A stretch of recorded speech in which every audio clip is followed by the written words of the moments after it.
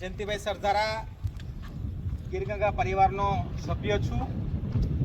આજે ભાવનગર જિલ્લાના સિહોર તાલુકાના ટોળી ગામ ખાતે હાલમાં ટોળી ગામના સરપંચ શ્રી મેલુભા ગોહિલ, અમારા રૂપાવટીના યશપાલસિંહ ગોહિલ અને ટોળી ગામના સૌ મિત્રો ખૂબ મહેનત કરીને આ ટોળી ગામમાં 3-4 ડેમ, એથી આગળ કેટલા?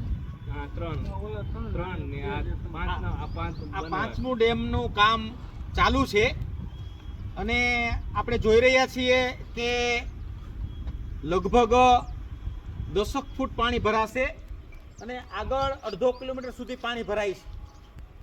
એવી જ રીતથી બાજુનું ડેમ, એની ઉપર બીજા 3 ડેમ, એ બધા 20-20 ફૂટના ડેમ બન્યા છે અને ગીરગંગા પરિવાર અને ગામના લોકો અને લોક ભાગીદારીથી જે ફાળો થાય છે એનાથી આ ડેમ બનતા આ સમગ્ર સીમમાં પાણીનું કાયમ સોલ્યુશન થશે અને ગ્રીન ગુજરાત, ગ્રીન ભારતના વડાપ્રધાનના સંકલ્પ મુજબ આપણે સૌ જાગૃત થઈને જે ગામમાં આપણે જન્મ્યા છીએ એ ગામનું ઋણ ચૂકવવા માટે, આ પર્યાવરણના પ્રેમ અને પર્યાવરણની જાળવણી માટે આપણે સૌએ આમાં સહિયારો પુરુષાર્થ કરી અને જેનાથી જે બને તે, કોઈ વ્યક્તિ બહુ મોટા બિઝનેસમેન હોય તો આ પરિવારને, ગીરગંગા પરિવારને ઈટાચી લઈ દઈ શકે, કોઈ જેસીબી લઈ દઈ શકે,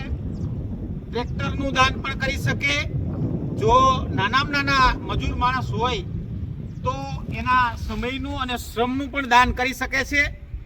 તમારે ગીરગંગા પરિવારને ઉપયોગી થવા માટે તમારે જો પાવડો લઈ દેવાની કેપેસિટી હોય તો પાવડો લઈ દેજો અને જો વધુ કેપેસિટી હોય તો રોકડ ફંડ અને જે કાંઈ મદદરૂપ થવાનું હોય એ થજો અને જો મદદરૂપ ન થવાય તો કોઈને નડશો નહીં કામ કરતા હોય ત્યાં, તો આપણે સૌ આખા સૌરાષ્ટ્રને હરિયાળું બનાવવા માટે જન જોડાય અને જન ભાગીદારીથી વધુમાં વધુ મોટું કામ કરી શકીએ એવી ભગવાનને પ્રાર્થના કરીએ। અને ગીરગંગા પરિવારે આજ દિન સુધીમાં 135થી વધુ ડેમ ઊંડા અને ઊંચા લીધા છે। 1111 ડેમનો ગીરગંગા પરિવારનો સંકલ્પ છે। આ સંકલ્પ પૂરો કરવા માટે આપણે સૌ જોડાઈ જશું તો સૌરાષ્ટ્રમાં પાણીનો દુકાળ ભૂતકાળ થઈ જ ગયો છે। અત્યારે આપણે નર્મદા આધારિત છીએ, પણ ન કરે નારાયણને કોઈક દિવસ દુષ્કાળ પડીને નર્મદામાં પાણી નહીં હોય તે દિવસે શું કરશું? અને નર્મદાનું પાણી ખેતીમાં બધે પૂરું ન પડે, પણ સૌરાષ્ટ્રમાં અત્યારે ભૂકંપ પછી લગભગ 30, 35, 40, 50 ઇંચ વરસાદ પડે છે, છતાં ઉતાસણી પછી પાણી ક્યાંય નથી હોતા।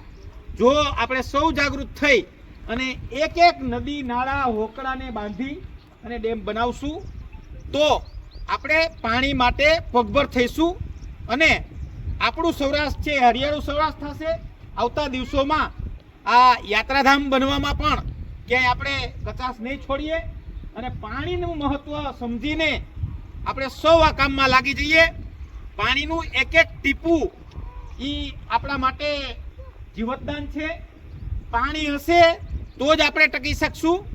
તો આપણે સૌ સાથે મળીને આ અભિયાનને જલ્દીથી વેગ આપીએ અને સૌરાષ્ટ્રના તમામ ચેક ડેમો ઊંડા અને ઊંચા થાય એના માટે આપણે સૌ લાગી જઈએ એવી જ અપેક્ષા અસ્તુ।